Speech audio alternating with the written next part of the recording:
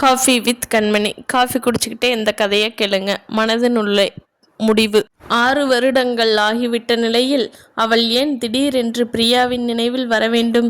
தீவிரமாக சிந்தித்தபோது ஹாலில் ஆளரவம் கேட்டது. எழுந்து கதவை திறந்து எட்டி பார்த்தாள். ராணி அம்மாவுடன் பேசிக்கொண்டிருப்பவன் பிரபுவின் நண்பன் சோமுவே தான். பரபரப்புடன் வெளியில் வந்தான். ஹாய் சோமு என்று தன் முதுகை தட்டி கைகுலுக்குவாள் பிரியா என்று எதிர்பார்த்தவனுக்கு பெருத்த ஏமாற்றம். என்ன பிரியா, எப்படி இருக்க என்று கேட்டது. பிரியாவின் முகம் வாடிவிட்டது. மௌனித்தாள். அவனே பேசினான். பிரியா, உனக்குத்தான் என்னை பற்றி தெரியுமே. நான் ஒரு ஒண்டிக்கட்டை பிரம்மச்சாரி. திடீர்னு நேற்று ராத்திரி என் ரூமுக்கு வந்தான் பிரபு. என்னடான்னு கேட்டேன். ஒன்றுமில்லை, ராத்திரி தங்கிவிட்டு போகிறேன் நான். அவன் முகமும் மனசும் களைத்திருந்ததை புரிஞ்சுக்கிட்டேன். அவன்கிட்ட எதுவுமே பேசிக்கல. புது மாப்பிள்ளை ராத்திரி தங்க நண்பன் வீட்டை தேடி வர்றான்னா குடும்பத்தில் ஏதாவது பிரச்சனை இருக்கும்னு பேசாமல் விட்டுட்டேன். பேசியபடி பிரியாவின் முகத்தை பார்த்து சோமு சலனமற்ற தெளிந்த நீராக நின்று கொண்டிருந்தாள் பிரியா. இப்போ நான் எதுக்கு இங்கே வந்தேன்னா, உங்கள் காதல் விவகாரம் எல்லாம் எனக்கு தெரிந்தது தானே. ஆனால் ஆண்டவன் ஏட்டை புரட்டி போட்டுட்டான்னு எங்கள் பாட்டி அடிக்கடி சொல்லும். அந்த மாதிரி உங்கள் வாழ்க்கை ஏட்டையும் புரட்டி போட்டுட்டான் கடவுள். அதுக்கு நீங்கள் யாருமே குற்றவாளி இல்லை. குற்றமே செய்யாத ஆண்டவனும் இல்லை. அதனால தான் மனிதனுக்கு இந்த மாதிரி சோதனைன்னு புரிஞ்சுக்கிட்டேன். ஆண்டவன் மேலே உள்ள கோபத்தால் வீட்டை விட்டு வெளியே வந்தவனை கேள்வி கேட்டு துன்புறுத்தக்கூடாதுன்னு தான் நான் அவன்கிட்ட எதுவும் பேசலை. அவன் இன்னும் 2-3 நாளைக்கு என் ரூமில் தான் தங்க போகிறானாம். என்னது, இன்னும் 2-3 நாளைக்கு உன் ரூமில் தங்க போகிறானாமா? பதைப்புடன் ராணியம்மாள் கேட்டாள். ஆமாம்மா, அவன் மனசில் இருக்கிற பாரம் குறையிற வரைக்கும் என் ரூமில் இருக்கட்டும்மா. நான் மைசூருக்கு போகிறேன். திரும்பி வர இன்னும் 3 நாள் ஆகும். நான் திரும்பி வந்ததும் அவனை கொண்டு வந்து சேர்க்கிறேன்மா என்று உறுதியளித்து விட்டு வெளியேறினான் சோமு. அவன் போனதும் பிரபு ஏன் இப்படியெல்லாம் பண்றான் என புரியாமல் யோசித்த மாமியார் ராணியிடம் கேட்டாள் பிரியா. அத்தை, என்னம்மா, உங்களுக்கு ஆட்சேபனை இல்லைன்னா நான் அவரை நேரில் பார்த்து பேசி கூட்டிகிட்டு வரட்டுமா? வேண்டாம்மா, உங்கள் 2 பேருக்குள்ளதானே பிரச்சனையே. அந்த பிரச்சனை நாங்கள் தானே விதை போட்டோம். அதனால் நானே போய் அவனை சமாதானப்படுத்தி கூட்டிக்கிட்டு வர்றேன். அத்தை சொல்வது சரியானப்பட்டது பிரியாவிற்கு. தாய்க்கு இறங்காத சேயுண்டா? சரி அத்தே. இரவு 10க்கு மேலானதை சுவர்க்கடிகாரம் சொல்லிற்று. பிரபு புரண்டு படுத்தான். காலையில் வயிற்றுக்கு எதுவும் சாப்பிடாமல் இருந்தவனுக்கு வயிறு பசிக்கவே 8 மணி சுமாருக்கு வீட்டை பூட்டி கொண்டு மெயின் ரோட்டுக்கு வந்து கடையில் 2 புரோட்டா வாங்கி சாப்பிட்டு விட்டு மறுபடியும் வந்து படுத்தவனுக்கு தூக்கம்தான் வர மறுத்தது. அசோக் ஃபில்லரில் வரிசையாக நிற்கும் வண்டி கடைகளில் இதோ பிரியா, தீக்ஷிதா, பாலனுடன் எத்தனை முறை புரோட்டா சாப்பிட்டு விட்டு சந்தோஷமாக பொழுதை கழித்திருக்கிறார்கள். அந்த நினைவு இப்போது அவனுக்கு வந்து விட்டது. அவளும் அந்த தீக்ஷிதாவோடு பேசிக்கொண்டே சாப்பிட்ட புரைக்கேறிய போது இவன் தலையில் அடித்து தண்ணி கொடுத்ததும் மிளகாய் பச்சியில் இருந்த பச்சை மிளகாயை கடித்து விட்டு பிரபு நாக்கை தொங்க போட்டு காரம் தாங்க முடியாமல் அலறியதும் இப்போதும் அவனுக்கு ஞாபகம் வந்தது. என்ன பிரபு, நமக்கு கல்யாணமான முதல் குழந்தை ஆண் வேண்டுமா பெண் வேண்டுமா என்றால் தீக்ஷிதா. பெண்தான் வேண்டும். இந்த உலகத்தை படைத்து காத்து வருபவள் அவள்தானே. பெண்மைதான் முதல், ஆண்மை அப்புறம்தான். அதெப்படி? ஆண் இல்லாமல் பெண் எப்படி தாயாக முடியும்? ஏன் முடியாது பிரபு? பெறாமலேயே அன்னை தெரசா தாயாகலையா என்று அவளை மடக்குவான். அவள் பிரபுவின் புத்திசாலித்தனத்துக்காக எத்தனையோ முறை எச்சு கொடுத்திருக்கிறாள். அதையெல்லாம் மறந்து பிரியாவுடன் எப்படி வாழ முடியும்? அது நடக்காது என்றெல்லாம் யோசித்து கொண்டிருக்க கதவு தட்டும் ஓசை கேட்டது. எழுந்து போய் கதவை திறந்தவனுக்கு எலக்ட்ரிக் ஷாக் கொடுத்தது போல் இருந்தது. உடலை தீக்குண்டத்தில் குதித்து எழுந்த மாதிரி இருந்தது. பத்மா, அலறினான். நீங்களா? பத்மா விழித்தாள். ஆமாம், நீ எப்படி இங்கே வந்த? சோமுவை பார்க்க வந்தேன். இந்த நேரத்தில் சோமுவை ஏன் பார்க்க வந்த? இந்த நேரத்தில் தான் எப்பவும் வருவேன். எப்பவும்னா எப்பவும் தான். அதாவது முன்னெல்லாம் வாரத்தில் ஒரு நாள் சோமுவை தேடி இதே 10 மணி ராத்திரியில தான் வருவேன். இப்போ எல்லாம் நினைச்சா வருவேன் போவேன். நாள் நட்சத்திரம் கிழமையெல்லாம் இப்போ எனக்கு கிடையாது. அதுக்குத்தான் எதுக்குன்னு கேட்டேன். சோமு என் ஃப்ரெண்டு, அதனால் நானும் உன் ஃப்ரெண்டு தானே. என்னை தேடி நீ ஏன் வர்றதில்லை? பத்மா சிரித்தாள். ஏன் சிரிக்கிற? நினச்சிட்டேன் சிரிக்கிறேன். காலேஜில் படிக்கிறப்ப நான் உன்னை துரத்தினேன். நீ என் கையில் அகப்படலை. துரத்தி பார்த்து அழுத்துட்டேன். நான் நிஜமாவே உன்னை காதலிக்கிறேன். கல்யாணம் பண்ணிக்குவோம்னு சொன்னேன். அம்மான் கோயிலில் சத்தியம் பண்ணினேன். நீ என்னை நம்பல. ஒரு கால் நீ என்னை நம்பி இருந்தா என் வாழ்க்கை இப்படி திசை மாறின தென்றலா மாறி இருக்காது. அவள் குரல் உடைந்து சத்தமிட்டது. என்ன ஆகியிருக்காது? ஆமா பிரபு, புனிதமான காதலை நான் உங்ககிட்ட எடுத்து சொன்னப்ப நீ என்ன சொன்ன? படிக்கிற நேரத்தில் காதலா? அது எனக்கு பிடிக்காது. அது மட்டும் இல்லை, காலேஜில் படிக்கிறப்ப காதலிக்கிறது, கல்யாணம் பண்ணிக்கிறது, குழந்தை குட்டிகளை பெற்றுக்கிறது, இதான வாழ்க்கை? இந்த மாதிரி ரோல் மாடல் வாழ்க்கையை நான் வெறுக்கிறேன். என் லட்சியமே வேற. இந்த உலகத்தில் பிறந்த சராசரி மனிதனாக வாழ்ந்து சாக பிரியப்படலை. இந்த பூமியில் நான் வாழ்ந்ததுக்கு அடையாளமாக எதையாவது விட்டு விட்டு போகணும்னு பிரியப்படுறேன். எந்த துறையிலாவது நம்பர் 1 ஆசாமின்னு பேரை பதிவு செய்து விட்டு சாகணும்.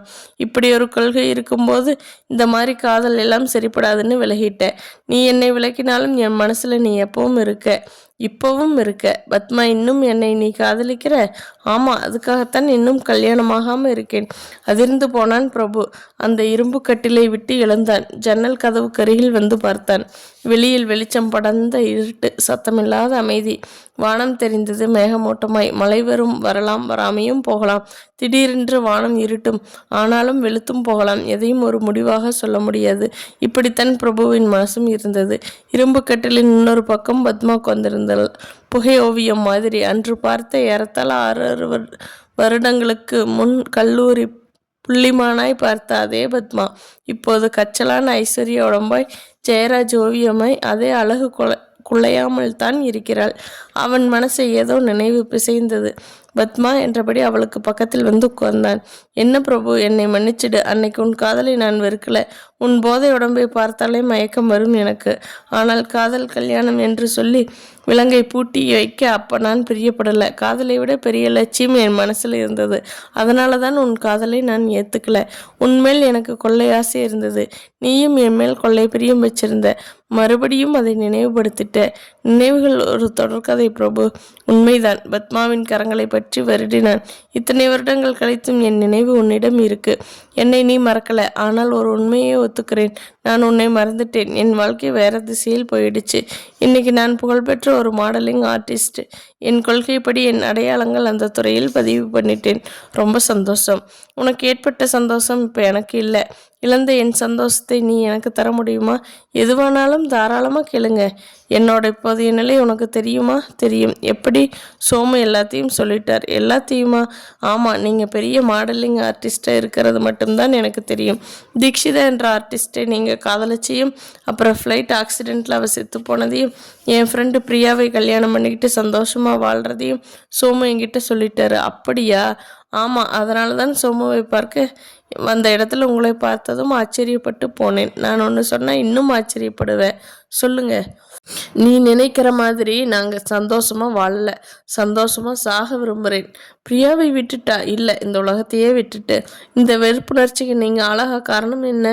இந்த உலகத்தில் அடையாளம் பதிவு செய்யணும், எல்லா இயற்கையும் நேசிச்சேன். நீங்கள் ஏன் தற்கொலை முயற்சிக்கு மனசில் இடம் கொடுக்கணும்? பிரியா தான் காரணம். பிரியாவா? ஆமாம். எந்த விதத்தில்? வெளியில் சொல்ல முடியாத விதத்தில். ஓகே, நான் கேட்கல. நீங்கள் ரெஸ்ட் எடுத்துக்கங்க, நான் கிளம்புறேன். பொழுது விடியிற நேரத்தில் தானே வழக்கமாக போவேன்னு சொன்னேன். இன்னைக்கு அப்படி இல்லை, இப்போவே போகணும்னு முடிவு பண்ணிட்டேன். பத்மா ஏன் சோமுவை பார்க்க நேரம் கழித்து வந்து நேரத்தோட போகிறா? நான் தெரிஞ்சுக்கலாமா?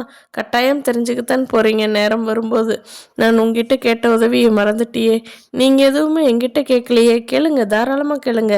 இப்போ நீ மட்டும்தான் எனக்கு வேணும். என் மனச்சுமை இப்போ நீ ஒருத்தி தான் சந்தோஷம்.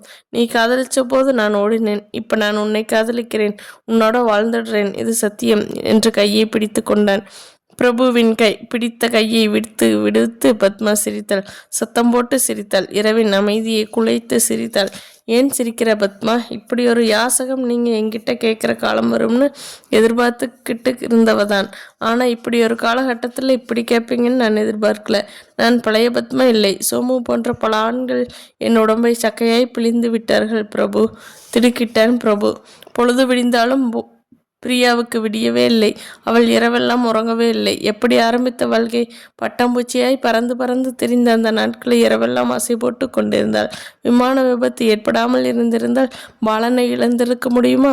பிரபுவைத்தான் மணந்திருக்க முடியுமா? இப்படியெல்லாம் ஏற்பட காரணம் விதியா, கடவுளா, மனிதர்களா, சமூகமா? இப்படி அவள் மனதில் கேள்வி எழுந்தது. யாரை சொல்லியும் குற்றமில்லை, இதெல்லாம் மாயை, மனிதர்களின் கற்பனைதான் வாழ்க்கை. பிரபுவுக்கும் தனக்கும் நடந்த கல்யாணம் கூட பெற்றவர்களால் எழுந்த விபரீத கற்பனைதான். இனிமேல் பிரபுவுடன் வாழ முடியாமல் போவதும் கூட சாத்தியம்தான். எதையும் எதிர்நோக்க துணிந்துவிட்டால் வாழ்க்கை ஆற்று வெள்ளம் போல் அதன் போக்கில் போய் எங்காவது சங்கமமாக வேண்டியதுதானே. ராணியம்மா உள்ளே வந்தாள். என்ன பிரியா, இன்னும் நீ எழுந்திருக்கலையா கேட்டவள் பிரியாவின் முகத்தை பார்த்தாள். அது அப்பம் போல் புடைத்திருந்தது. காய்ந்து போன கண்ணீரின் அழுக்கு அப்பியிருந்தது. கண்கள் சிவந்திருந்தன. இமைகள் இறங்கி அரை கண்ணில் பார்த்தாள் பிரியா. அவள் நிலைமை ராணியின் மனதை குத்தி குடைந்தது. வேறு எந்த பெண்ணுக்கும் இந்த மாதிரியான நிலைமை வரக்கூடாது. எல்லாம் பெற்றவர்கள் செய்த பிழை. விபத்துக்கு பிறகு இந்த ஜோடிகளை சேர்த்து வைத்தது எவ்வளவு பெரிய பிழை. எழுந்து காப்பி சாப்பிடுமா, அதையே நினச்சிக்கிட்டு இருந்தா உடம்புக்கு நல்லதில்லம்மா. கவலைதான் உடம்பையும் மனசையும் தின்ற முருகம். அதனால் அவள் தோள்களை தொட்ட ராணியம்மா, அவன் தான் 2-3 நாள் தங்கிட்டு வர்றேன்னு சோமுகிட்ட சொல்லி அனுப்பியிருக்கானே, வந்துட்டு வான்மா, வரட்டும், மாமாவும் நானும் அவன்கிட்ட பேசி ஒரு முடிவுக்கு வர்றேன் என்று ஆறுதலாய் சொன்னாள். பிரியா அத்தையை திரும்பி பார்த்தாள். அந்த தாயின் மனம் தாங்கள் செய்த தவறுக்கு இவளை விட வேதைப்பட்டு மனசு நசுங்கி போய் இருப்பது பிரியாவுக்கு தெரிந்தது. அத்தை, மாமா என்ன சொன்னாருமா? அவன் என்ன சின்ன குழந்தையா? நல்லா யோசிச்சு பார்த்தான் செய்யறது தப்பும் நான் உனக்கு புரியாதா? ஆத்திர அவசரத்தால் நாம் அவசரப்படக்கூடாது. வரட்டும், அவன் எப்போ வர்றானோ வரட்டும், அப்போ பேசிக்கலாம்னு சொல்லிட்டார். ஆனால் என்ன அத்தை, நாளைக்கு ஞாயிற்றுக்கிழமை இல்லையா? ஆமாம் அத்தை, சம்மந்தியோட அண்ணாவுக்கு சஷ்டி அப்த பூர்த்தி, குடும்பத்தோடு வரணும்னு சொல்லிட்டு போனாரே. ஆமாம் அத்தை. பிரபு வரலன்னா நல்லா இருக்குமா? ஆமாத்தை, அவர் இல்லாமல் விழாவுக்கு எப்படி போக முடியும்? அப்பா கேட்பாரே, மாப்பிள்ளை வரலையான்னு என்ன பதில் சொல்ல முடியும்? அதனால தான்மா நானே பிரபு கிட்ட போய் விவரத்தை சொல்லி விழாவுக்கு வாடான்னு கூட்டிகிட்டு வர்றேன். என்னமோ சொல்கிற? சரிங்கத்தை. ஆமாம், ஆனால் மாமா சம்மதிக்கணுமே, அவர்கிட்ட சொல்லி பாருங்க, நிச்சயம் சம்மதிப்பார். இரவு என்னமோ தெரியவில்லை. பிரபு அந்த 10க்கு 10 அறையில் நிம்மதியாய் தூங்கி போனான். காலையில் எழுந்தபோது உடம்பில் அசதி என்பது கொஞ்சம் கூட இல்லை. ஆனால் பத்மா சொல்லிவிட்டு போன அதிர்ச்சியான விஷயம் மட்டும் அவன் நெஞ்சில் பாரமாய் இருந்தது. இது உண்மையா? கல்லூரி காலத்தில் அவளை காதலிக்க எத்தனையோ பேர் அவளை துரத்திய போதும் அவர்களை எல்லாம் புழுதியாய் ஊதிவிட்டு தன்னை காதலித்தவளாயிற்றே.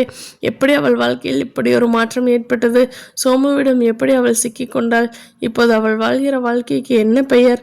அவள் முகத்தில் மூக்கு அருகில் இருக்கும் மிளகளவு மறு அவள் முகத்துக்கு களங்கமாய் இருந்தாலும் அதிலும் அவள் எவ்வளவு அழகு!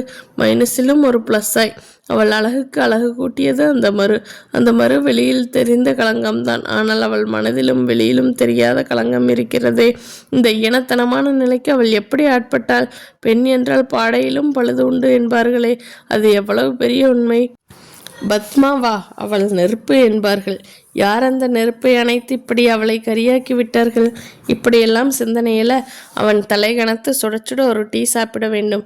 வீடாயிருந்தால் இந்நேரம் கமகமக்கும் காப்பி பெட்ரூமை திணறடித்திருக்கும் என்று எழுந்தவன் அறை கதவை பூட்டிவிட்டு பக்கத்தில் இருக்கும் நாயர் டீ கடையை நோக்கி போனான். இதே மாதிரித்தான் இரவெல்லாம் தூக்கம் பிடிக்காமல் புரண்டு புரண்டு படுத்து கொண்டிருந்தவள் பொழுது விடிந்ததும் இளமுடையாமல் மல்லாந்து படுத்து விட்டதை பார்த்து கொண்டிருந்தாள் பத்மா. பிரபுவுக்கு என்ன ஆயிற்று? ஏன் புது மாப்பிள்ளையானவன் பேச்சுலர் ரூமில் வந்து படுத்திருக்கிறான்? பிரியாவுக்கும் இவனுக்கும் ஏதாவது மனஸ்தாபமா? விதி செய்த முடிவை ஏற்றுக்கொண்டு இருவரும் கல்யாணத்துக்கு சம்மதித்துக்குத்தானே சோமு சொன்னான். இதற்குள் என்ன ஆயிற்று? பிரியா நல்லவள், பண்பு மிக்கவள். அவள் செய்த மாடலிங் தொழிலை வைத்து அவள் மீது சந்தேகப்படுகிறானோ? பிரபுவும் அதே மாடலிங் தொழில் பார்த்தவன் தானே. இருவர்களும் நண்பர்களாய் பழகி ஒருவர் மனதை ஒருவர் புரிந்தவர் தானே. பிரியாவை காதலித்த பாலனும் பிரபுவின் நண்பன் தானே. கடவுளுக்கே பிடிக்காமல் ஒரு ஜோடியை தன்வசம் அழைத்து கொண்டு விட்டார். இந்த ஜோடியை சேர்த்து வைக்கத்தான் கடவுள் அப்படி வெள்ளத்தனம் செய்து விட்டாரா? பதில் கிடைக்கவில்லை பத்மாவுக்கு. புதுமண பெண்ணாக இருக்கும் பிரியாவை பிரிந்து பேச்சுலர் ரூமுக்கு வந்திருக்கிறான் என்றால் ஏதோ ஒரு ரகசியம் இருவருக்குள்ளும் புதைந்து இருக்கிறது என்பது மட்டும் பத்மாவுக்கு புரிந்தது. ஆனால் அது என்ன ரகசியம்? பிரியா தன்னுடன் கல்லூரியில் படித்த தோழிதானே. அவளை சந்தித்தால் இந்த கேள்விக்கு விடை கிடைக்கலாம் என அவள் மனம் சொல்லிற்று. ஆனால் தன்னை பற்றி அவள் ஏதாவது கேட்கப் போய் தன் நிலையை சொல்லப்போய் அது அவளை மேலும் சங்கடத்துக்குள்ளாக்கினால் என்ன செய்வது யோசித்தாள். முடிவில் பிரியாவை சந்திப்பது என்று தீர்மானித்தாள். ஆட்டோ சோமுவின் அறை வீட்டுக்கு முன்னால் வந்து நின்றது. அதிலிருந்து ராணி அம்மா இறங்கினார். கொஞ்சம் இருப்பா, வந்துடுறேன் ஆட்டோக்காரனிடம் சொன்னாள். அதெல்லாம் முடியாதுமா, நீங்கள் போனால் கொஞ்சத்தில் திரும்பி வர மாட்டீங்க, கட் பண்ணிட்டு போங்க என்றான் ஆட்டோவால். சரி என்று ஆட்டோக்காரனிடம் பணத்தை கொடுத்து விட்டு போனாள் ராணி அம்மா. வீட்டின் வாசலுக்கு வந்தாள். எதிரெதிராக 4 அறைகள் கொண்ட வீடு. குடும்பங்கள் எதுவும் இல்லை. 4 அறைகளிலும் பேச்சுலர்கள் தான் தங்கியிருக்க வேண்டும். பார்த்தாலே தெரிகிறது. ஒவ்வொரு அறை கதவிலும் 4-5 பெயர் எழுதி ஒட்டப்பட்டிருந்தது. ஒவ்வொன்றாக படித்தாள். அதில் சோமு பெயர் இல்லை. ஒரே ஒரு அறை கதவில் மட்டும் பேரூர் இல்லாமல் இருந்தது. சோமு அறை அதுவாகத்தான் இருக்குமோ, ஆனால் மூடி இருக்கிறது, பூட்டு தொங்குகிறது. புரியாமல் விழித்தாள். பாத்ரூமில் இருந்து வெளிப்பட்டான் ஒரு வாலிபன். அவனை பார்த்து ராணி அம்மாவுக்கு தெம்பு வந்தது. தம்பி, சோமுவோட அறை இதுதானே? ஆமாம் அம்மா, நீங்கள் யாரு? நான் அவனோட சின்னம்மா. அப்படியா? அவன் இல்லையம்மா, எங்கேயாவது டூர் போயிருப்பான்.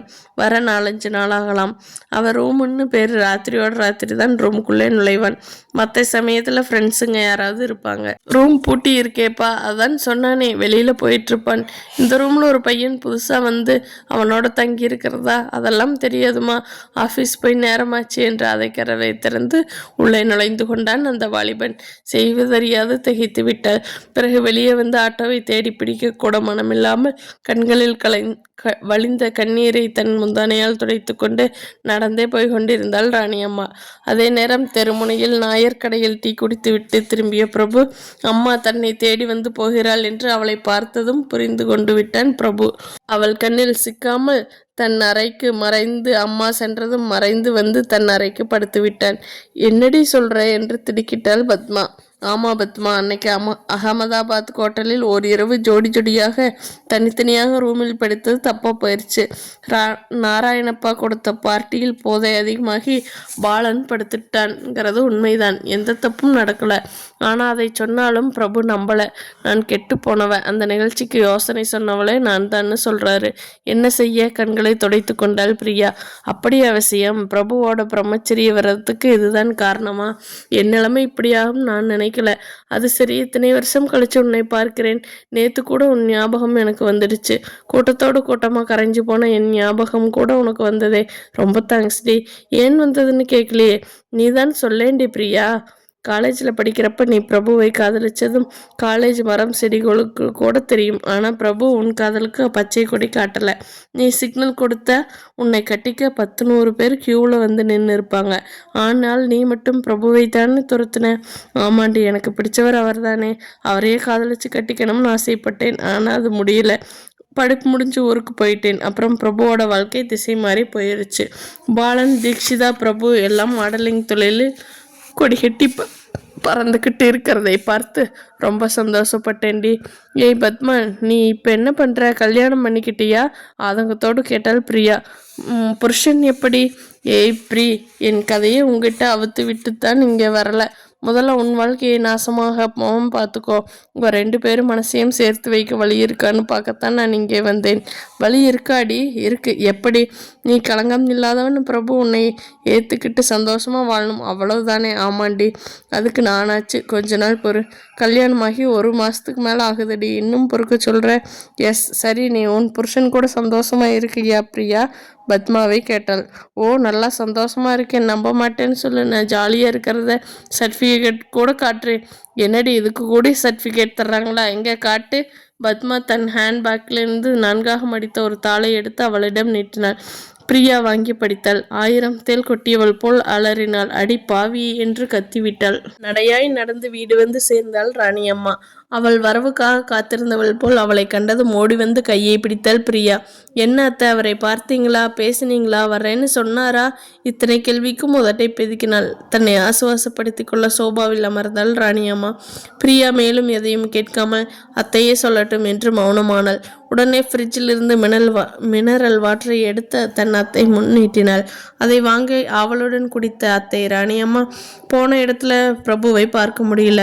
சோமு சொன்னது போல் பிரபு அங்கதான் இருக்கிறான்னதும் தெரியல.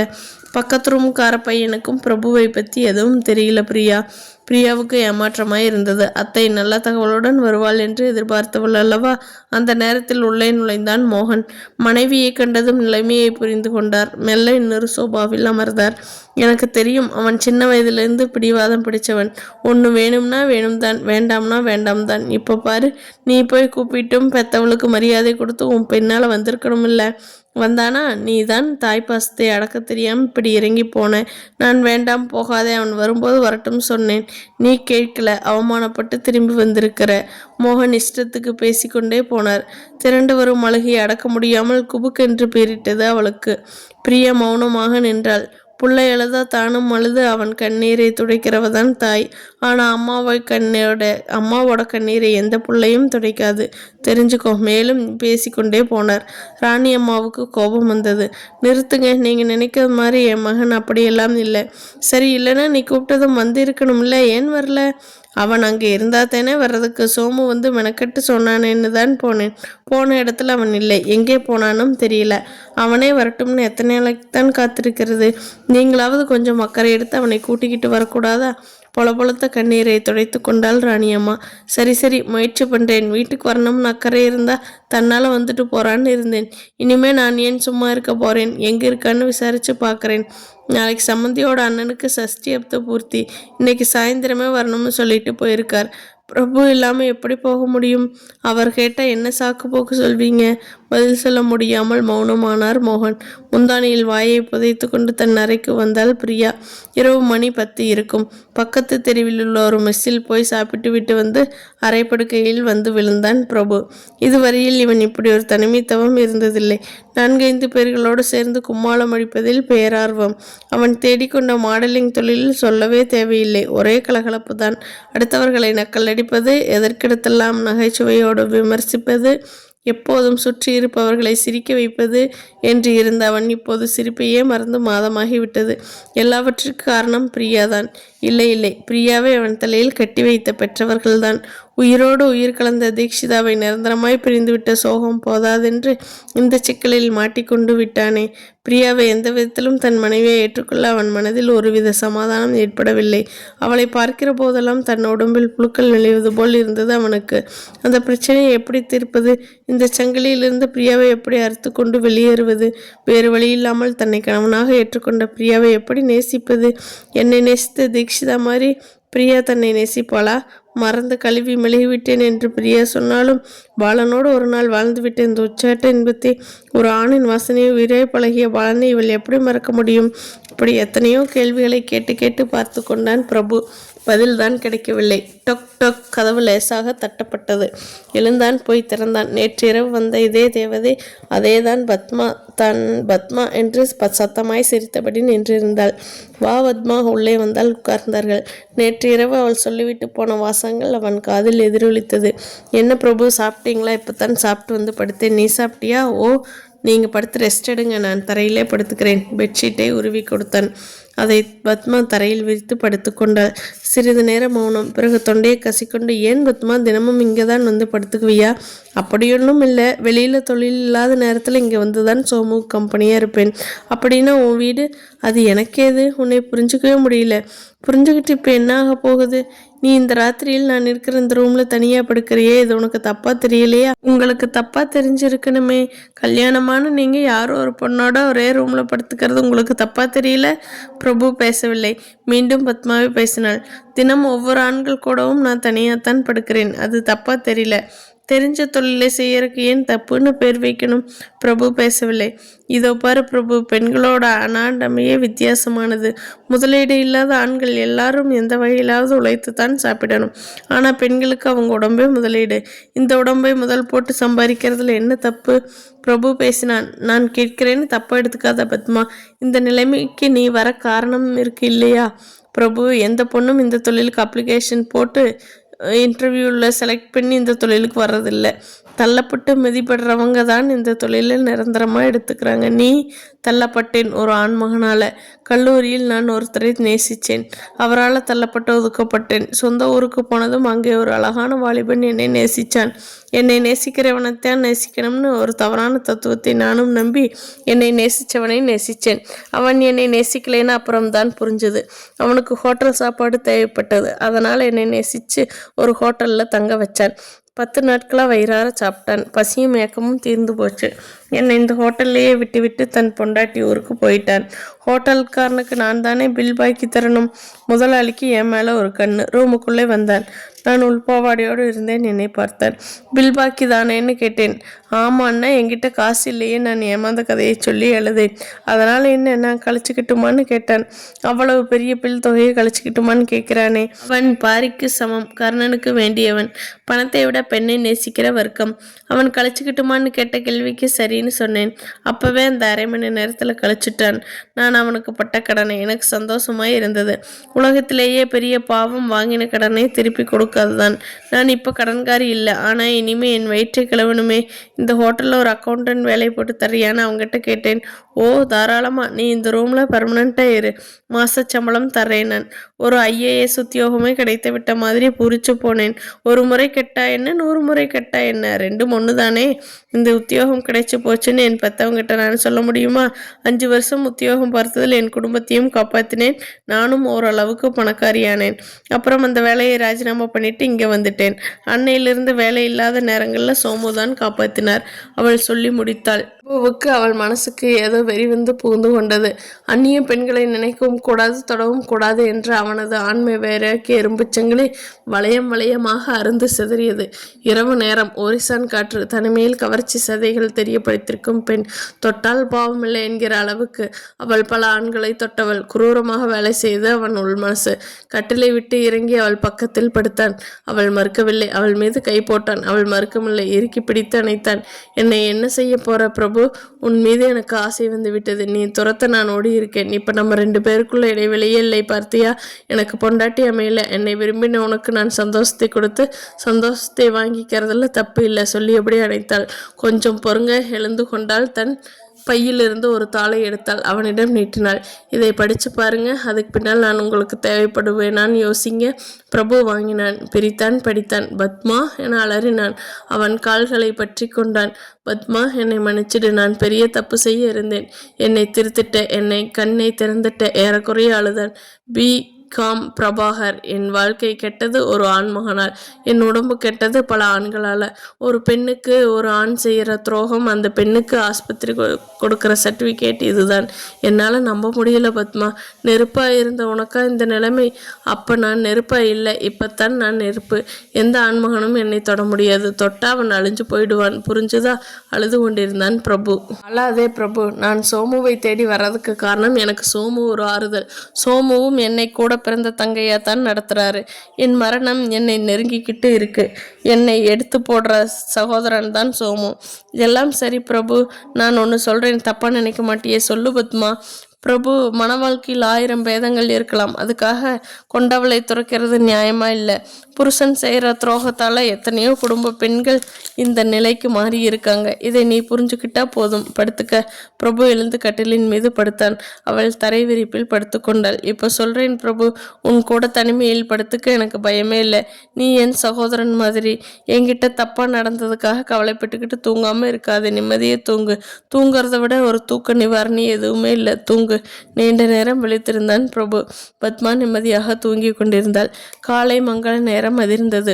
கோயில் பூசை. மணியோசையில் மாடத்து புறாக்கள் பறந்தன. விடியற்காலை முகூர்த்தமானதால் அண்ணாமலையும் ராதாவும் வாசலுக்கே வீட்டு விருந்தினர்களை வரவேற்றனர். அண்ணாமலையின் அண்ணனுக்கு வயதானதாக தெரியவில்லை.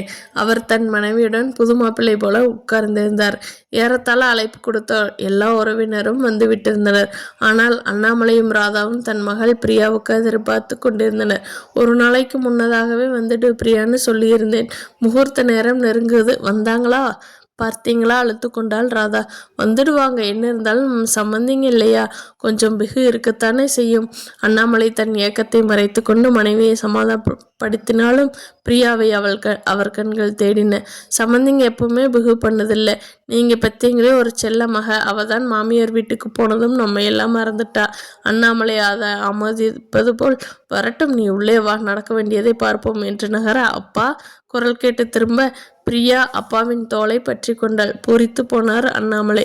என்னடி இவ்வளவு லேட்டு? இந்த மாதிரி உனக்கும் ஒரு நாளைக்கு சஷ்டி அப்த பூர்த்தி விழா நடக்கணும்டி. பெரியவங்களோட ஆசீர்வாதம் வாங்கணும் இல்லையா? இந்த கல்யாண காட்சியை நேரத்தோட வந்து பார்க்கணும் இல்லையா? கேட்டுவிட்டு திரும்பினாள் ராதா. மோகனும் ராணியும் கரம் குவித்தபடி நின்றனர்.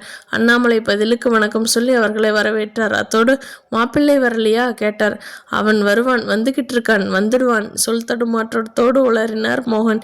என்ன ஆச்சு, ஏன் மாப்பிள்ளை வரல? ராதா கேட்டாள். அவன் ஏதோ கான்ட்ராக்ட் வர சொன்னார்னு போயிருக்கான். முகூர்த்தம் முடியறதுக்குள்ள வந்துடுறேன்னு சொன்னான், வந்துடுவான் ஃபோன் சமாளித்தான் ராணி.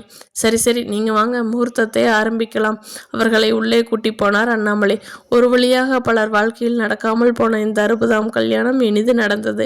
எதுக்கும் குடிப்பினை வேண்டும் என்ற விமர்சனங்கள் கூட்டத்தினரிடையே கிசுகிசுக்கப்பட்டன. எல்லாரும் பந்திக்கு தயாரானார்கள். முகூர்த்தம் முடியட்டும் என்று காத்திருந்தவள் மாதிரி ராதா தன் மகள் பிரியாவின் கையை பிடித்து தடத்தடவென்று இழுக்காத குறையாக மாடிப்படி ஏறினர்.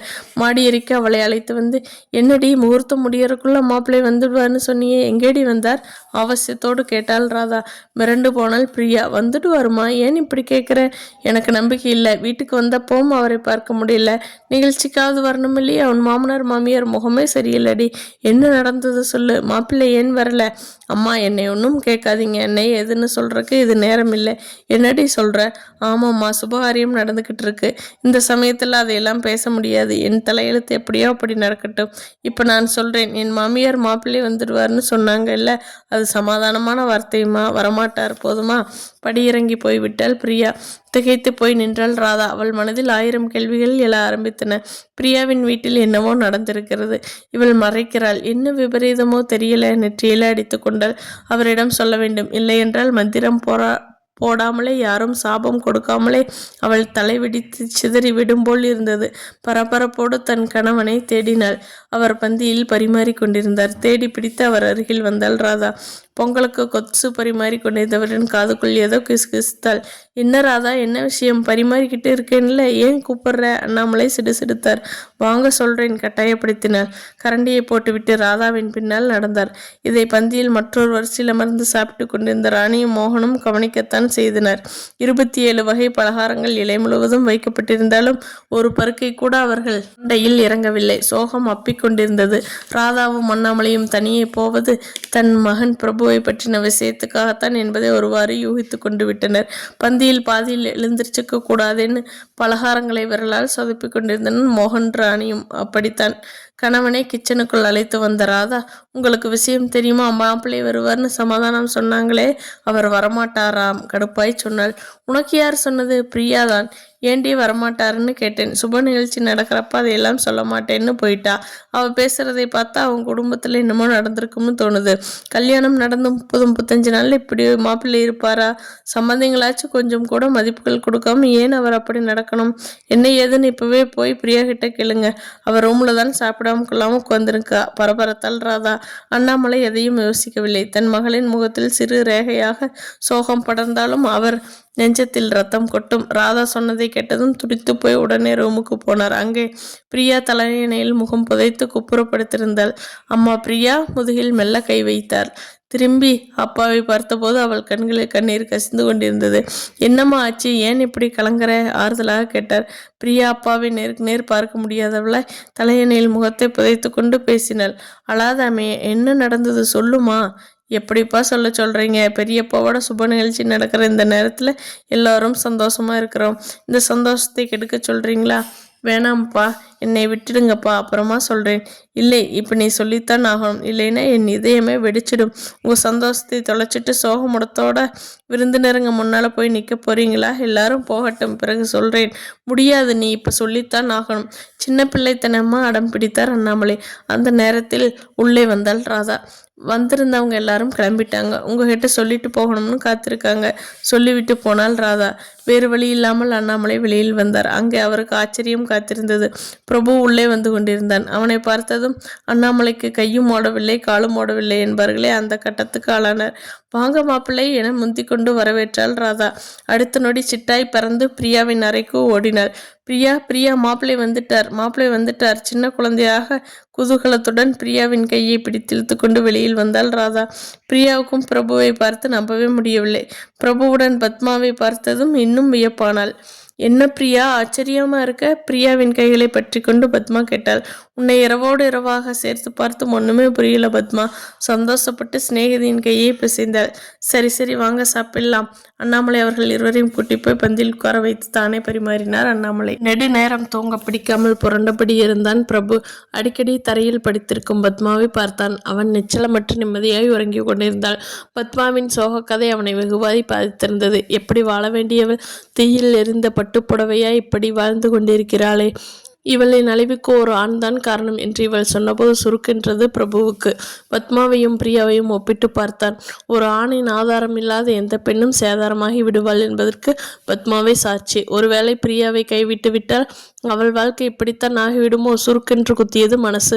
நம் வீட்டை விட்டு வெளியேறியது தப்புத்தானோ? தன் எதிரிலேயே தீக்குளிக்குளி துணிந்தவள் இல்லாத நேரத்தில் என்னதான் செய்ய மாட்டாள்? தன் வாழ்வின் சகலமே கணவன்தான் என்றுதானே எல்லா பெண்களும் எண்ணி வாழ்கிறார்கள். பிரியா மட்டும் என்ன விதிவிலக்கா? அகமதாபாத்தில் நடந்த தப்புக்கு பிரியாவா காரணம்? நாம் தானே. அப்படி இருந்தும் அவள் மீதும் குற்றம் சொல்லி அவளை ஒதுக்குவது ஆண்மகனுக்கு கேவலம் இல்லையா? இன்ன பிறவாக அவன் யோசனையில் உறங்கி போனான். பொழுது விடிந்தது. சூரியனின் பொற்கரம் அவனை தொட்டு எழுப்பியது. கண் விழித்ததும் முதலில் பத்மாவை பார்த்தான். படுக்கையில் இல்லை. எங்கே போனாள் என்ற கேள்வி மனதில் வருவதற்குள் பத்மா தலையீரமாய் வந்து நின்றாள். என்ன சொல்லாம கொள்ளாம ஓடி போயிட்டேன்னு நினைச்சியா பிரபு? நெவர். எனக்கு இன்னும் எவ்வளவோ வேலை இருக்கு பிரபு. ஒண்ணுமில்லை, படுக்கையில் காணமேன்னு பார்த்தேன், அவ்வளவுதான். பொழுது விடியறது கூட தெரியாம தூங்கிட்டு இருந்தா சஷ்டி அப்த பூர்த்திக்கு போக வேண்டாமா? அதனாலதான் முதல்ல நான் எழுந்து குளிச்சுட்டு அப்புறம் உங்களை எழுப்பி தயார்படுத்தலாம்னு ரெடி ஆயிட்டேன். பாத்ரூம் காலியாத்தான் இருக்கு, முதல்ல போய் குளிச்சுட்டு வாங்க அவசரப்படுத்தினார். ஒன்றும் புரியாமல் விழித்தான். சஷ்டி அப்த பூர்த்தியா? யாருக்கு? எப்ப?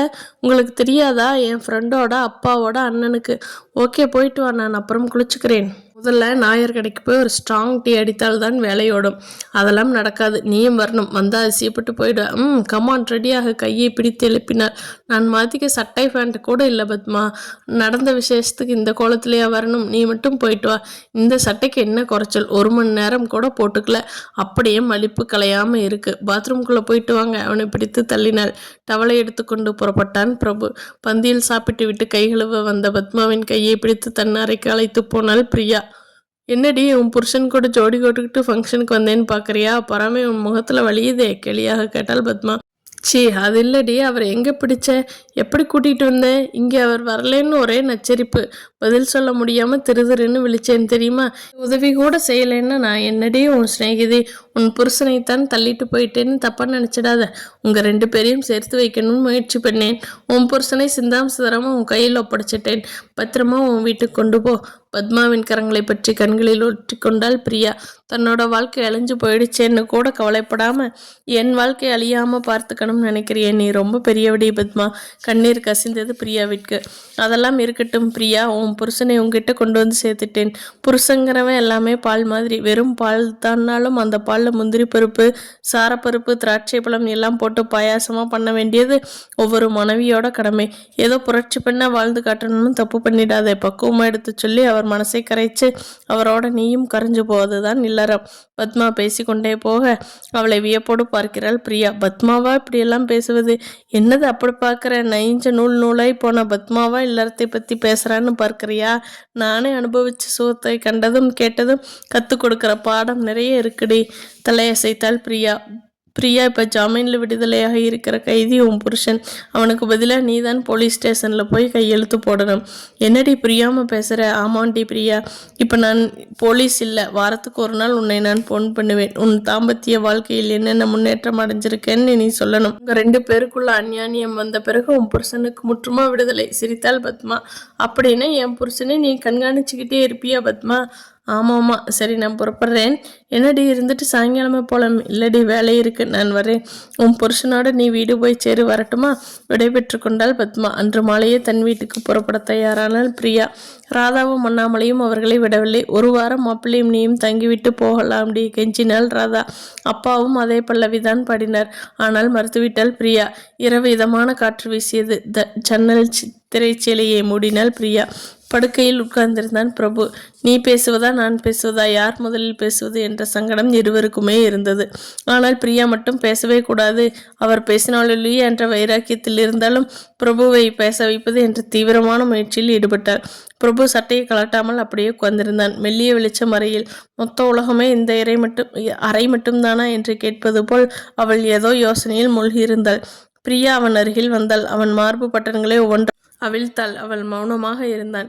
சட்டையை கலற்றி ஹாங்கரில் மாட்டினாள். பின்பு தலையணையை தட்டி போட்டு மெதுவாக அவன் தோளை பிடித்து பின்னுக்கு சாய்த்தாள். அவளது மனம் அவன் நாசியை வருடி கிறுகிறுக்க வைத்தது. அது என்ன நறுமணம்? டால்கல் மனமா? இல்லை. மஞ்சள் பூசி குளித்த மனமா? இல்லை, அதுதான் பெண் மனம். மெல்ல தலையை சாய்த்தாள். அவன் மல்லாந்து படுத்தபோது அவன் மார்பை தன் விரல்களால் மயில் இறகாய் வருடினாள் பிரியா. அவன் அவளது செயலுக்கு பேசாமல் இருந்தான். அவனின் மறுதளிப்பு இல்லாமல் போகவே பிரியா தன் உடம்பை அவன் மேல் அழுந்த பரவினாள். அடுத்த நொடி முரட்டுத்தனமாக அவளை பிடித்து தள்ளினான். பிரியா எதிர்பார்க்கவில்லை. நிலைகுலைந்து போய் உட்கார்ந்து விட்டாள். அவன் குப்புறப்படுத்து கொண்டான். அழுதே பழக்கமில்லாத பிரியா இப்போது அடிக்கடி கண்ணீர் சிந்த ஆரம்பித்து விட்டாள். சட்டென கண்ணீர் பொலபொலத்தது. மெல்ல எழுந்தாள். போர்வை எடுத்து தரையில் விரித்தாள். தலையினை கூட இல்லாமல் கையை மடக்கி தலைக்கு அணைத்து படுத்து விட்டாள். முடிவில் யாருமே பேசாமல் அந்த இரவு கழிந்தது. அதே நேரம் அப்பா மோகனும் ராணியும் தன் மகனுக்கும் மருமகளுக்கும் இருந்த மனம் விரிசல் மறைந்து விட்டது என்றும் இவர்களை சேர்த்து வைத்த பிரியாவின் சிநேகிதிக்குத்தான் நன்றி சொல்ல வேண்டும் என்று நிம்மதியானார்கள். மோகன் சொன்னார், நட்புக்கு வலிமை அதிகம் ராணி. 2 இதயங்களுமே நடுவில் இருக்கிற வானவில் போன்றது. அது நட்புக்கு மட்டுமல்ல, தாம்பத்தியத்துக்கும் அது பொருந்தும். ஒரு வழியாக பிரியாவையும் பிரபுவையும் ஒன்று சேர்த்துவிட்ட மகிழ்ச்சியில் அறையில் படுத்து கிடந்தாள் பத்மா. மைசூரிலிருந்து திரும்பியிருந்தான் சோமு. அவன் மைசூருக்கு போகும் முன்னர் பத்மாவை சந்தித்து பிரபுவுக்கும் பிரியாவுக்கும் ஏதோ மனஸ்தாபம் போல் இருக்கிறது என்று தன் அறையில் வந்து தங்கியிருக்கிறான் என்ற விவரத்தை சொல்லியிருக்கிறான். தான் திரும்பி வருவதற்குள் அவர்கள் இருவரையும் ஒன்று சேர்த்து வைக்கிற பொறுப்பை வேலையை விட்டு கொடுத்து சென்றான். சோமுவின் மனம் போலவே பத்மாவின் மனமும் அவர்கள் மீண்டும் இணைய வேண்டும் என்று நினைத்தது. பத்மா அவனிடம் விஷயத்தை சொன்னபோது சோமு மகிழ்ந்து போனான். ஒரு பெண் நினைத்தால் எதையும் சாதிக்கலாம் பத்மா, பாராட்டினான் சோமு. அது மட்டும் இல்ல சோமு, இனிமேதான் எதிர்பாராத திருப்பம் ஏற்பட போகிறது. நான் சொன்னேன் என்பதற்காக பிரபு வீட்டுக்கு போய்விட்டானே தவிர பிரியாவுடன் அவள் சேர்ந்து வாழ்வான் என்கிற நம்பிக்கை எனக்கு இல்லை. நம்பிக்கை இழந்தவளை பத்மா சொல்ல சோமு புரியாமல் நின்றான். கோர்க்கையற்று கிடக்கு தன்னே வேரில் பழுத்த பலா என்ற பழைய பாடல் ஒன்று டிவியில் ஒளிபரப்பாகிக் கொண்டிருந்தது. பாடலை கேட்டு தனக்குள் சிரித்து கொண்டாள் பிரியா. கட்டிலில் படுத்திருந்த பிரபுவும் பாடலை கேட்டான். பொருள் புரிந்தாலும் புரியாதவன் மாதிரி இருந்தான். சஷ்டியப்த பூர்த்தி அன்று வீடு வந்து சேர்ந்து இன்றோடு 5 நாட்கள் ஓடிவிட்டன. இந்த 5 நாட்களின் ஒவ்வொரு இரவிலும் பிரியா தரையில் பூத்த செந்தாமரையாகாத விரிப்பில் தூங்கினாள். இந்த 5 நாட்களும் காலை எழுந்து அப்பாவின் தொழிற்சாலைக்கு செல்வதும், ஆபீஸ் நிர்வாகங்களை கவனிப்பதும், மாலையானால் ஆபீஸ் விட்டு புறப்பட்டு வருவதும், சினிமா, டிரைவிங், பீச் என்று நேரத்தை கழித்துவிட்டு சரியாக 9 மணிக்கு வீடு திரும்புவதும், பிரியா டைனிங் டேபிளில் தயாராக எடுத்து வைத்திருக்கும் டிஃபனை சாப்பிடுவதும், சிறிது நேரம் கழித்து படுக்கையில் வந்து விழுந்து தூங்கி போவதுமாக நாட்களை ஓட்டிவிட்டான் பிரபு. வீட்டில் தனக்கு வாழ்க்கைப்பட்ட ஒரு பெண் என்னென்ன எதிர்பார்ப்புகளோடு காத்திருப்பாள், என்னென்ன இயக்கங்களோடு தவித்து கொண்டிருப்பாள் என்ற எண்ணம் கொஞ்சம் கூட அவனுக்கு இல்லை. அவள் ஒரு ஜடம். சொல்லப்போனால் அவள் ஒரு டிவி, வாஷிங் மிஷின் போன்ற ஒரு பொருளாகத்தான் அவளை நினைத்தான். இதை போலவே அவள் தன்னை ஏறெடுத்தும் பார்ப்பதில்லை. குடும்பத்து பெண்ணாக இருந்தாலும் தன்னை ஒரு தாசியாக, வேசியாக மாற்றிக்கொண்டு அவர்களுக்கே உரிய சாகசங்களை அவனிடம் செய்து பார்த்தும் அவன் படியவில்லை என்றபோது பிரியா வாடித்தான் போனாள். ஆனால் இன்று மட்டும் அவள் உற்சாகமாக இருந்தாள். அநியாயங்கள் தலை விரித்தபடி அளவு கடக்கும்போது கடவுளே பொறுமையிழந்து பூமியில் அவதார புருஷனாய் பிறந்து தீயவர்களை சூரசம்ஹாரம் செய்வான் என்று பெரியவர்கள் சொல்வதைப் போல பிரியா மனசுக்குள் பொங்கி எழுந்து விட்டாள் என்பது மட்டும் அவளது வதனத்தில் ரேகையிட்டது. பிரபு படுத்து விட்டான். பிரியா டிவியை ஆஃப் செய்துவிட்டு தரை விரிப்பில் வந்து படுத்தாள். 2 நிமிடங்களுக்கு பிறகு குபுக் சட்டென்று தரையில் பார்த்தான் பிரபு. குபுக். பிரியா பதறினாள். குமட்டி வாந்தி எடுத்து கொண்டிருந்தாள் பிரியா. எழுந்து ஓடிப்போய் வாஷ் பேஷனில் வாயை கழுவிக்கொள்ள, என்னாச்சு பிரியா? பதைத்து போய் கேட்டான். பிரியா பதில் சொல்லாமல் வாயை கொப்பளித்து கழுவினாள். பிரபுவுக்கு ஒன்றும் புரியவில்லை.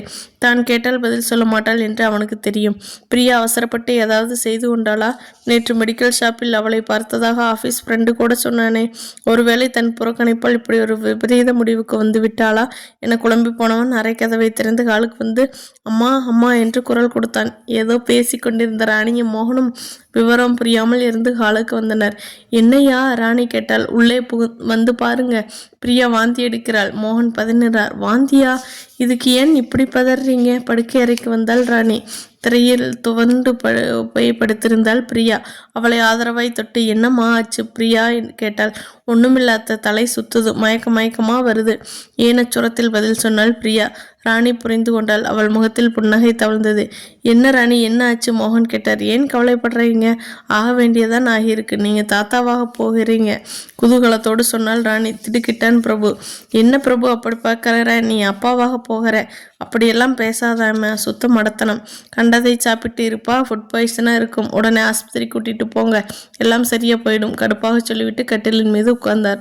ஆமா ராணி, நீ சொல்ற மாதிரி அதுவோ இல்லை பிரபு மாதிரி ஃபுட் பாய்சனோ, எதுக்கும் ஆஸ்பத்திரி கொண்டு போறதுனால நல்லது. பிரியாவை கூட்டிட்டு கிளம்பு, நான் காரை ரெடி பண்றேன். டிரைவர் இல்லை, நானே ஓற்றேன், பரபரத்தான் மோகன். கார் மருத்துவமனைக்கு வந்தபோது மணி 10 ஆகிவிட்டது. ICU பிரிவில் பிரியா அனுமதிக்கப்பட்டாள். வெளியில் ராணி மோகனோடு பிரபுவும் நிலை கொள்ளாமல் உலாவிக் கொண்டிருந்தான். நீங்க வேணா பாருங்க, நான் சொன்ன மாதிரி பிரியாவுக்கு கருப்பும் தான் தரிச்சிருக்கு. பெருமையோடு புன்னகைத்தாள் ராணி. சரி, அப்படி இருந்தால் நமக்குத்தானே சந்தோஷம். பிரபு அவர்களை திரும்பி பார்த்தான். அவன் முகம் சிடுசிடுவென்றிருந்தது. டாக்டர் அம்மா வெளியே வந்தாள். அவள் முகத்தில் 1008 சந்தேகங்கள் ஒலிம்பிக் வளையங்களாய் பின்னி இருந்தது. உங்ககிட்ட ஒரு விஷயம் பேசணும். சொல்லுங்க டாக்டர். பிரியாவுக்கு ஒன்றும் இல்லை, ஃபுட் பாய்சனும் இல்லை. சில நாட்களாக சாப்பிடாம இருந்திருந்தா பித்த நீர் சேர்ந்து வாந்தி வந்திருக்கு, அவ்வளவுதான். பயப்பட ஒன்றும் இல்லை. டாக்டர் அம்மா இப்படி சொன்னதும் ராணி அம்மா முகம் வாடியது. பிரபுவின் முகம் தெளிவாகிவிட்டது. ஆனால் டாக்டர் முகத்தில் மட்டும் சந்தேகம் தணியவில்லை. பிரபுவை வெறித்து பார்த்தாள். இவர்தான் பிரியாவின் புருஷனா? ஒரு கொக்கி போட்டாள். அவசரமாய் ஆமாம் என்றார் மோகன். கல்யாணமாகி எத்தனை வருஷம் ஆகுது? வருஷக்கணக்கு இல்லை மேடம், 2 மாதம்தான் ஆகுது. இப்பின் யோசித்த டாக்டர் அம்மா, இவருக்கு எந்த நோய் நொடியும் இல்லையே? திடுக்கிட்டு திரும்பி பார்த்தான் பிரபு. அப்படியெல்லாம் எதுவும் இல்லை. ஒரு தலைவலி காய்ச்சலும் கூட டாக்டர்கிட்ட போனதில்லை என் மகன். பெருமையோடு அதோடு கவலையாகவும் சொன்னால் ராணியம்மா. மீண்டும் யோசித்தாள் டாக்டர். என்னம்மா, எதுவாக இருந்தாலும் சொல்லுங்க, சொன்னா நீங்க கவலைப்பட மாட்டீங்களே? இல்லம்மா சொல்லுங்க. உங்க மருமக கர்ப்பமாயிருக்கான்னு சந்தோஷப்பட்டு ஆஸ்பத்திரி கொண்டு வந்தீங்க இல்லையா? ஆமா மேடம். நான் கன்ஃபார்ம் பண்ணியிருந்தேன், எனக்கு ஸ்வீட் கொடுத்துருப்பீங்க இல்லையா? ஆமாம் மேடம். ஒரு கண்ணிகளியாத பெண் எப்படி கர்ப்பமாக முடியும்? கேள்வியை கேட்டுவிட்டு மூவரின் முகத்தையும் ஆராய்ந்தார் டாக்டர் அம்மா. மேடம், என்ன சொல்றீங்க? ஆமாம்மா, பிரியா இன்னும் புது பொண்ணாவே இருக்கா. கல்யாணமாகியும் அவள் கண்ணிகளியில் பரிசுத்த புத்தம் புது மலராகவே இருக்கா. அவள் இன்னும் வேர்ஜின்னு தான் சர்டிஃபிகேட் ப்ரிப்பேர் பண்ணி இருக்கேன் சொன்ன டாக்டர்மா நர்ஸ் என்று குரல் கொடுக்க அவள் சர்டிஃபிகேட்டோடு வந்து நின்றாள். அந்த சர்டிஃபிகேட்டை வாங்கி பெற்றவர்களிடம் கொடுத்தாள் டாக்டர்மா. வாங்கிய ராணி அம்மாவின் கையிலிருந்து சர்டிஃபிகேட்டை வாங்கி பார்த்த பிரபுவின் முகத்தில் மின்னலாய் வெளிச்சம் பரவியது. மறுநாள் காலை பிரபு சீக்கிரமாகவே படுக்கையிலிருந்து எழுந்தான். எழுந்ததும் அவன் முதலில் பார்த்தது பிரியாவைத்தான். அவர் வழக்கம் போல தரை விரிப்பில் அழுங்காமல் குலுங்காமல் ஒரு வண்ண பறவை மாதிரி படுத்திருந்தாள். அவளையே பார்த்தான். அவளின் மனப்பு தூக்கத்தில் சிங்காரித்து வைத்த தங்கம் மாதிரி இருந்தது. இப்படிப்பட்ட பரிசுத்த தங்கத்தை சந்தேகப்பட்டது எவ்வளவு பெரிய பிள்ளை. அன்று அகமதாபாத்தில் தனக்கும் தீக்ஷிதாவுக்கும் ஏற்பட்ட அதே அனுபவம் தான் பிரியாவுக்கும் பாலனுக்கும் ஏற்பட்டிருக்கிறது என்ற உண்மை இப்போதுதான் அவன் மனசை சுட்டது. இரவு வாந்தி எடுத்த அழைப்பில் தூங்குகிறாள். எழுந்து அவள் அருகில் உட்கார்ந்தான். அவள் நெற்றியில் தவழ்ந்த கேசத்தை வருடிவிட்டான். தூக்கத்திலும் மார்பு துணி விலகாத அவளின் பண்பை உணர்ந்தான். குனிந்து அவளின் செந்தூர கன்னத்தில் முத்தமிட்டான். பிரியா சட்டென விழித்து கொண்டாள். இன்றுதான் தூங்கெழுந்ததும் அவன் முகத்தில் விழித்தாள். பூர்ண நிலவாய் களங்கமற்று அவன் பார்த்த பார்வை அவளுக்கு இதமாய் இருந்தது. சட்டென்று அவன் கால்களை பற்றி கண்களில் ஒட்டி கொண்டாள். அவன் தடுத்தான். உன் கால்களை காட்டு என்று அவள் கால்களை பற்றி கொண்டான். கண்ணில் ஒற்றி கொள்ள வேண்டியவன் நான் தான். ஒவ்வொரு பெண்ணும் தெய்வமாய்த்தான் பிறக்கிறாள், தெய்வமாகத்தான் வாழ்கிறாள். ஆனால் ஆண்களால் தான் மனசளவிலும் உடல் அளவிலும் அவள் கலங்கப்பட்டு போகிறாள். என்னை மன்னிச்சிடு பிரியா. அவளை அணைத்து உச்சி முகர்ந்தான். நீண்ட நேரம் இருவரும் விரிபட முடியாமல் கட்டுண்டு கிடந்தார்கள். பிரபு ஆபீஸ் புறப்பட தயாரானான். பிரியா அவனிடம் டிஃபன் கேரியரை கொடுத்தாள். அதை வாங்கி கொண்டு அக்கம் பக்கம் பார்த்தான். சட்டென்று அவள் கன்னத்தில் பச்சைக்கென்று முத்தமிட்டான். சிலிர்த்து போனால் நாணத்தோடு. பிரியா, சாயங்காலம் சீக்கிரமே திரும்பிடுறேன், நீ ரெடியாயிரு, என் கூட வரணும். டிரைவ் இன்னைக்கு போய் டிஃபன் சாப்பிட்டு நேராக தியேட்டருக்கு போகிறோம். படம் பார்த்து விட்டு திரும்பி வரோம். அப்புறம் என்ன செய்கிறோம்? படுத்து தூங்குறோம் சொல்லிவிட்டு சிரித்தாள் பிரியா. இந்த நீலகண்டர் விரதம் எல்லாம் நேற்றோடு முடிந்து போய்விட்டது. இன்னையிலிருந்து பத்தினி விரதம் தொடங்க போறேன். தோட்டத்தில் மல்லிகை பூ பறித்து மாலை கட்டி வை. அவள் கன்னத்தை வருடி விட்டு போனான். பிரியாவிடமிருந்து நாணம் மறைய வெகு நேரம் மாறியது. சட்டென்று அவளுக்கு தோழி பத்மா ஞாபகம் வந்தது. தனக்கு வாழ்வை மீட்டு தந்த தெய்வம் அல்லவா, அவளை பார்க்க வேண்டும் போல் இருந்தது. டெலிஃபோன் மணி அலறியது. எடுத்தால் மறுமுனையில் பத்மாவேதான். ஹலோ, பத்மா பேசுகிறேன்டி. பிரியா, என்னடி பேசுடி. அட, என்னடி இது, ஏன் அலற? நீண்ட நேரம் பத்மாவிடம் பேச முடியாமல் விரும்பினாள். அழாதடி, நான் அழல பத்மா. ஆனந்த சிரிப்பு சிரிக்கிறேன். அவர் மனம் மாறிட்டார் இல்லை, நீ தான் எனக்கு இப்படி ஒரு யோசனை கொடுத்து அவர் மனசை மாற்றிட்ட. கை மேலே பலன் கிடைச்சிருச்சு. ரொம்ப சந்தோஷம்டி. அது சரி, உனக்கு எப்படி இந்த ஐடியா தோணுச்சு? Very simple. பாலன் கிட்ட நீ கற்பை பறிகொடி தொட்டது பிரபு முழுசா நம்பினார். நீ கற்பை இழக்கலைன்னு இன்னும் கண்ணி பண்ணாத்தேன்னு நிரூபிச்சுட்டா பலன் கிடைக்கும்னு நினைச்சேன். அதுக்காக டாக்டர்கிட்ட போய் வெர்ஜின் சர்டிஃபிகேட் கேட்க முடியுமா? அதனால தான் வாந்தி எடுக்கிற மாதிரி அவங்களுக்கு மசக்கைன்னு எண்ணம் வரும். உடனே செக்கப் பண்ணுறதுக்காக டாக்டர்கிட்ட கூட்டிகிட்டு போவாங்க. அப்புறம் நீ வெர்ஜின்னு டாக்டர் கட்டாயமாக சர்டிஃபிகேட் கொடுத்துருவாங்க. அப்போத்தான் நீ பாலன்கிட்ட கிடலைங்கிற உண்மையை தெரியும்னு நினச்சேன். சக்ஸஸ் தானே. நான் உனக்கு நன்றி சொல்கிறத விட உன் காலில் விழுந்து கும்பிடணும் பத்மா. சீச்சி, கணவனுக்காக சீரழிஞ்சு போய் என் காலில் விழ போறியா? வேண்டாண்டி. உன் காலில் விழுந்து நான் செஞ்ச பாவத்தை கழுவிக்கணும்னு ஆசைப்படுறேன் சொல்லிவிட்டு பத்மா அழுத குரல் பிரியாவின் காதில் தெளிவாய் விழுந்தது. முற்றும்.